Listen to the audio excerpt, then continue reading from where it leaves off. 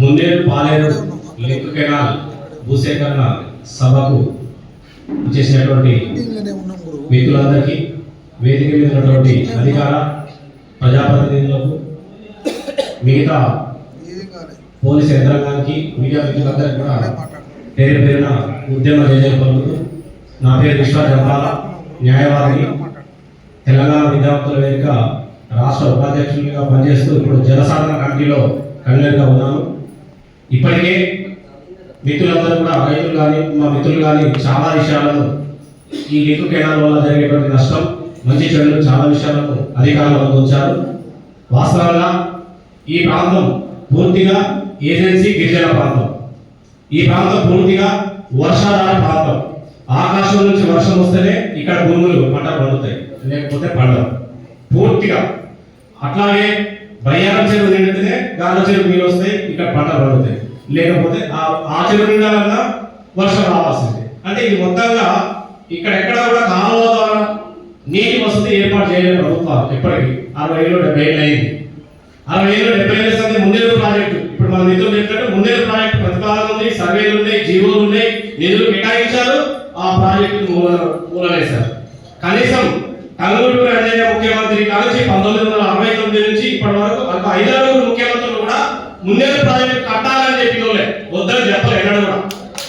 5 even Chandrababu Naidu, even NTR, even KCR కూడా.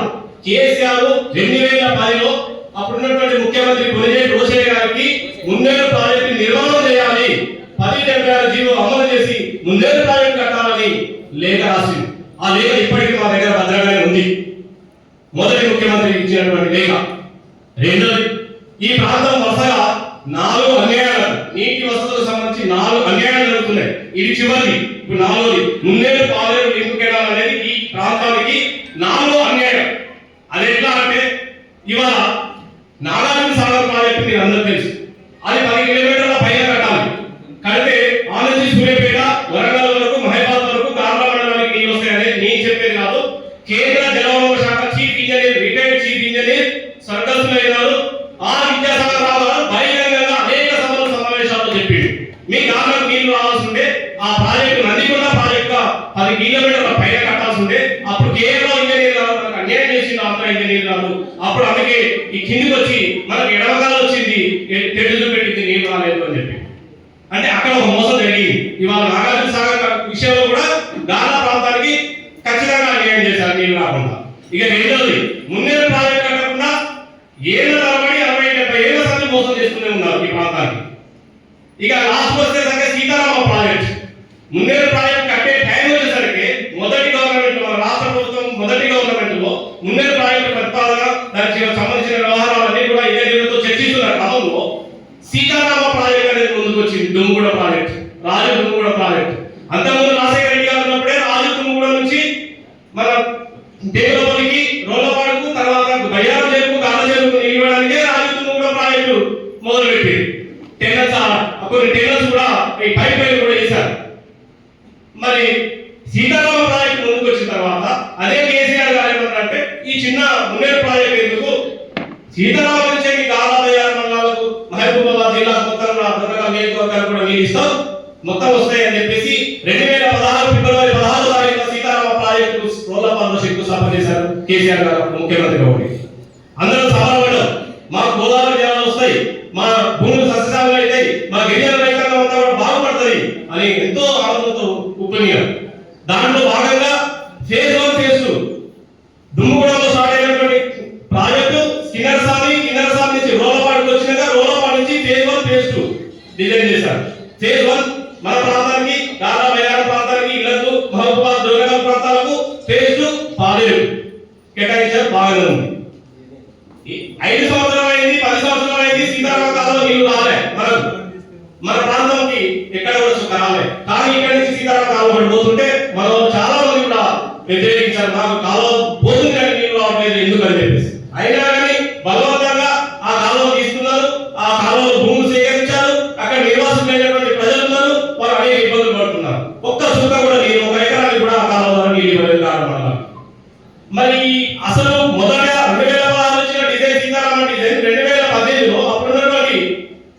అధికార యంత్రాంగం కానీ లేదా ఉన్నటువంటి ఖమ్మం జిల్లా మంత్రులు కానీ ఈ ప్రాజెక్టును అటు మళ్ళించారు. పాల్వంచ, ముట్టలపల్లి, సత్తుపల్లి మళ్ళిస్తూ ఒక కాలంలో వైరా చెరువుకి అదే కాలం కంటిన్యూషన్ ఆలయ చెరువుకు మళ్ళించారు. అదే కాలం ఇప్పుడు మన కాలం ఉండిపోతా ఉంది.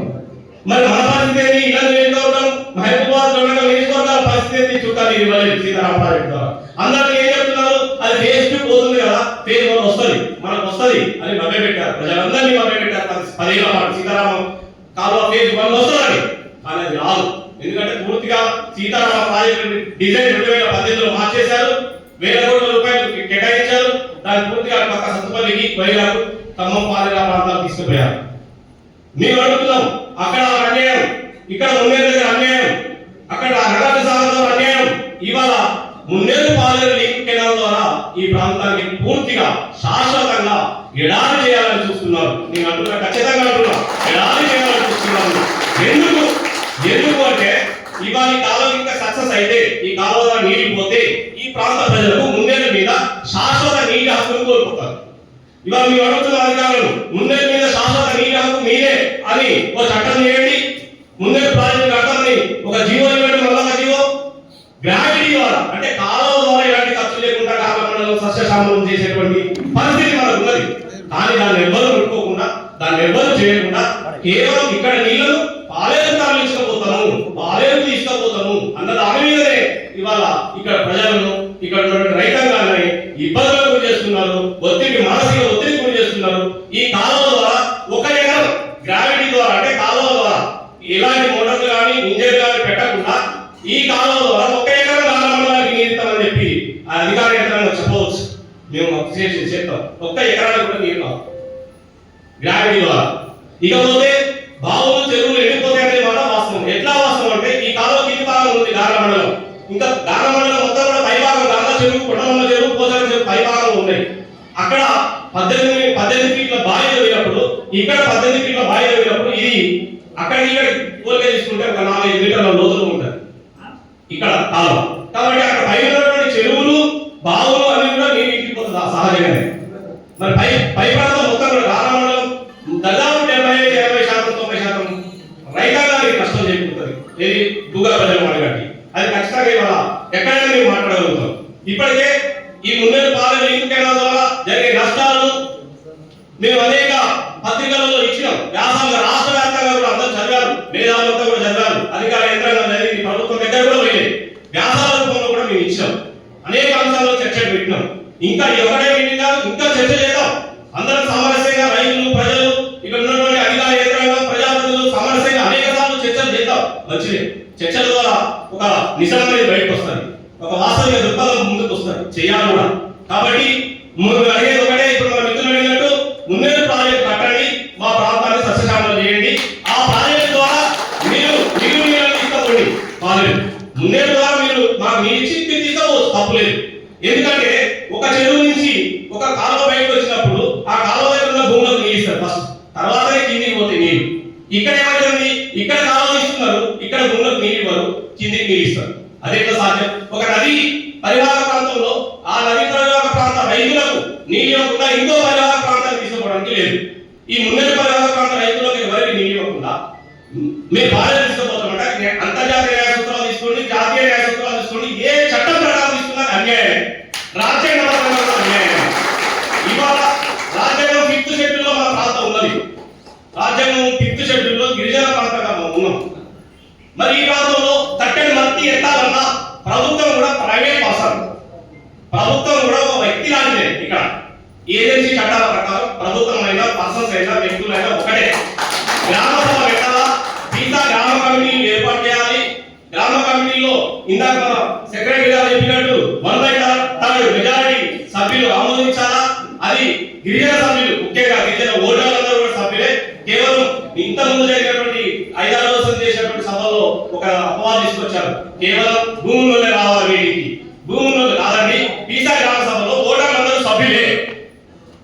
పీసా చట్టం ఒకసారి తిరిగేయండి, తెలియకపోతే ఎవరైనా. పీసా చట్టం ప్రకారం ఆ గ్రామ పంచాయతీలో ఉన్నటువంటి ఓటర్లందరూ కూడా, అది గిరిజన ఓటర్లందరూ కూడా సభ్యులే. వాళ్ళందరి యొక్క ఆమోదం, 1/3 మెజారిటీతో ఆమోదం ఉండాలా? మరి అది వదిలేసి మీరు భూమి లేదు, మీరు రైతులు కాదు, మీరు మీరు రాకూడదు సభకు కూడా అడ్డుకున్నారు. అది చాలా తప్పిదం. అందరినీ ఎలా చేయాలా? ఆ పంచాయతీ పరిధిలో ఉన్నటువంటి రైతులు ప్రజలు అందరితో చర్చ చేయండి.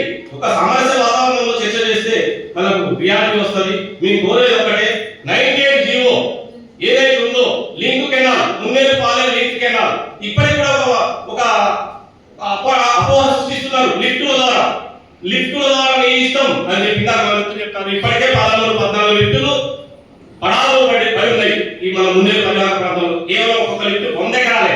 100 ఎకరాల లిఫ్టులు నడపలేని ప్రభుత్వాలు ఇవాళ 30,000 20,000 ఎకరాలు 3 మండలాలకు నీళ్ళు ఇస్తామని మన ముఖ్యమంత్రి గారు ఆ ముదిగొండ సభలో ప్రకటించారు. లిఫ్టుల ద్వారా మన ఎమ్మెల్యే గారు అడిగారు, కన్నయ్య గారు లిఫ్టులు పెట్టి 3 మండలాలకు నీళ్ళు అని చెప్పారు. సంతోషమే. కానీ లిఫ్టుల వల్ల నీళ్లు ఇంతకుముందు ఎక్కడ వారిని ఈ గ్రామ మండలంలో ఈ ఉన్న లిఫ్టులు ఎందుకు పడవ పడ్డాయి? 100 ఎకరాలకు నీళ్ళు లేనటువంటి పరిస్థితిలో 30-20,000 ఎకరాలకు ఎట్లా నీళ్ళు ఇస్తారో అది సాధ్యమయ్యే పనేనా?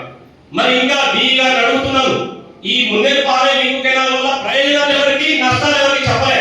సార్ మాట్లాడింది చాలా మంచి విషయాలు, చాలా మాట్లాడింది. కానీ అసలు విషయాలు డీగా మాట్లాడే లాభాలు ఎవరికి, నష్టాలు ఎవరికి, పంటలు ఎక్కడ పడతాయి, పంటలు ఎక్కడ ఎండుతాయి, ఇవే రైట్ కాల చర్చలు. కాబట్టి దయచేసి ఈ లింక్ కెనాల్ వల్ల రాజమండ్రిలో పూర్తిగా నీటి హక్కులు కోల్పోతుంది. మున్నేరు ప్రాజెక్ట్ దయచేసి మున్నేరు ప్రాజెక్టు వేరు, మున్నేరు పాలెం లింక్ కెనాల్ ఇది అది రెండు ఒకటి కాదు. చాలా మంది తెలిసి తెలియక మున్నేరు ప్రాజెక్ట్ కట్టాలని అనుకుంటున్నారు. కాదు, మున్నేరు ప్రాజెక్ట్ వేరు, మున్నేరు పాలెం లింక్ కెనాల్ వేరు.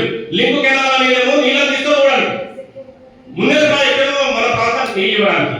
ఇవాళ ఇంకా ఖమ్మం వరదలను కాపాడడానికి ఈ కాలువ తీస్తున్నామని కూడా ప్రచారంలో ఉంది. మేము అంటున్నాం, మున్నేరు ప్రాజెక్టు కట్టి కూడా ఈ నీళ్ళను పరివాహక ప్రాంతానికి అందించి కూడా ఖమ్మం ప్రజలను కాపాడవచ్చు వరదలు పోకుండా. అవునా? వినండి, మున్నేరు ప్రాజెక్టు కానీ నీళ్ళను ఖమ్మానికి వరదలను కాపాడవచ్చు. ఈ కాలువ ద్వారా మాత్రమే కాదు, ఇంకా మంచి ప్రత్యామ్నాయం అది. మున్నేరు ప్రాజెక్టు అనేది లింకు కాలువ ప్రయోజనాలకు ప్రత్యామ్నాయం, అద్భుతమైనటువంటి ప్రత్యామ్నాయం. ఖమ్మాన్ని మనం అట్లా కాపాడవచ్చు. ఇక రెండోది, సీతారామ ప్రాజెక్టు లిఫ్టుల ద్వారా ఖర్చు 140-130 కోట్ల రూపాయల ఖర్చు తగ్గుతుంది. ఈ కాలువ పోతే ప్రభుత్వానికి మిగులుతాయి డబ్బులు అని చెప్పి కూడా ప్రచారం జరుగుతూ ఉంది. ఎస్, మిగలవచ్చు, 130 కోట్లు మిగులుతాయి ప్రతి సంవత్సరం. మరి అదే కోణంలో నేను చూస్తే అక్కడ లిఫ్ట్ నడపలేరు. మరి ఇక్కడ లిఫ్ట్ ఎక్కడ నడుపుతారు?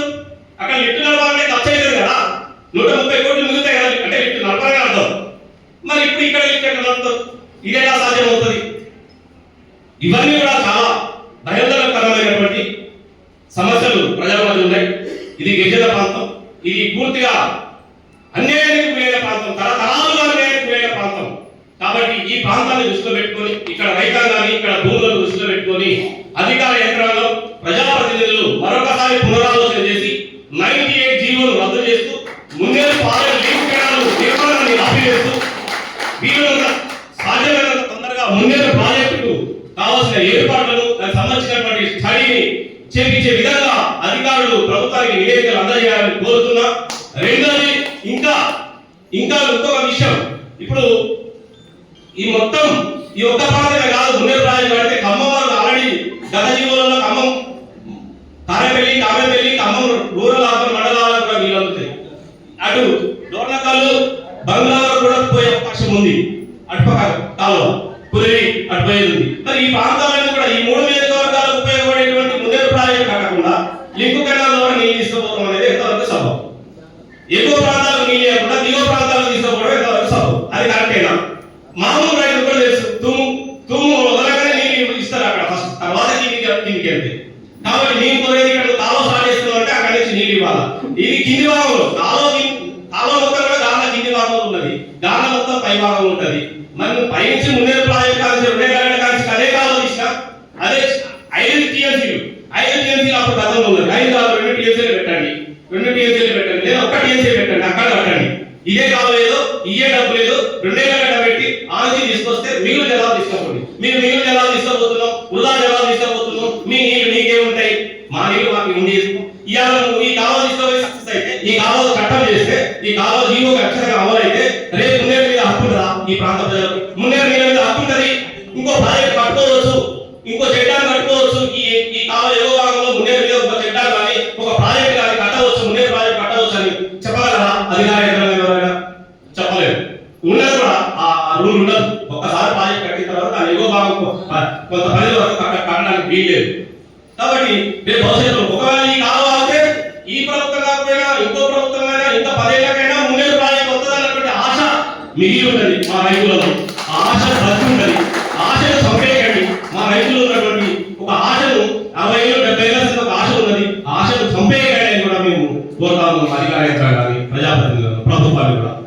కాబట్టి ఇంకా మేము చర్చ చేయాలంటే చేద్దాం. దారుణంలో చేద్దాం, లేదా ఖమ్మం జిల్లా కేంద్రంలో చేద్దాం, లేదా రాష్ట్ర కేంద్రంలో చేద్దాం, ఎక్కడైనా చేద్దాం. నదీ పరివాహక ప్రాంత నియమాలను అనుసరించి చేద్దాం, రాజ్యాంగాన్ని అనుసరించి చేద్దాం, రాజ్యాంగ చట్టాలను అనుసరించి చేద్దాం, గిరిజన హక్కుల గురించి చర్చిస్తాం. ఇవన్నీ కూడా మేము సిద్ధమే. మా మున్నేరు జలసాగర కమిటీ పక్షాన నేను కోరుతా ఉన్నా. ఇప్పటి వరకు చాలా మంది అభిప్రాయాలు వ్యక్తం చేశారు. డిఈ గారు ఇంకా వాళ్ళ మిత్రులుంటే మాట్లాడినాక మేము కోరేది ఒకటే, ఈ ప్రాంతానికి ప్రయోజనం ఏంటి, ఆ ప్రాంతానికి ఉపయోగం ఏంటి, నష్టం ఏంటి చెప్పాలి కూడా. అది కూడా చెప్పాలి. ఎందుకంటే మీరు చెప్తే కొంత ఇలా అబద్ధం చెప్తున్నారు అని అనవచ్చు. డిఈ గారు చెప్పాలి. ఈ ప్రాంతానికి లాభం ఏంటి, ఆ ప్రాంతానికి లాభం ఏంటి, ఆ ప్రాంతానికి నష్టం ఏంటి. 2-3 పంటలు అంటే 2 సార్లు 3 సార్లు కడుపు నిండా ఉన్నట్టు కూడా అన్నం పెట్టామా? అసలు లేనట్టు పెట్టి చూడండి ఎంత గమ్మతైనటువంటి పరిస్థితి ఇవాళ దాపురించిందో. కాబట్టి ఈ పరిస్థితులన్నీ కూడా అవగాహన చేసుకుంటారని అధికారులు ఈ ప్రాంత భూముల మీద, రైతుల మీద, ఇక్కడ ఉన్నటువంటి జలవనరుల మీద స్పష్టమైనటువంటి అవగాహన కలిగి ఉన్నదాన్ని పెంచుకొని ఈ ప్రాంతానికి ఎట్లా న్యాయం చేయాలో, ఎట్లా దీన్ని కాపాడాలో ఆలోచిస్తారని కూడా నేను ఆశిస్తూ ముగిస్తున్నాను. Thank you.